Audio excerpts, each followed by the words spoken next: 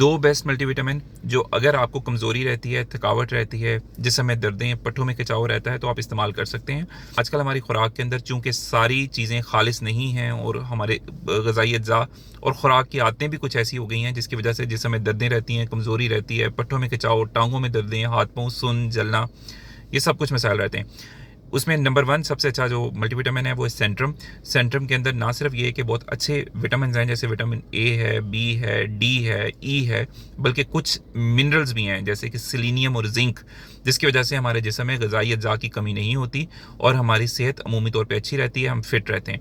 Number 2 Revital H. Revital H भी एक बेहतरीन मल्टीविटामिन है पट्ठों के खिंचाव के लिए। वो लोग जिनके हाथ पाँव जलते हैं, सोते हैं, दिल की धड़कन तेज़ रहती है, चलते फिरते जोड़ों में से आवाज़ें आती हैं, पट्ठों में खिंचाव रहता है, उनके लिए बेस्ट है।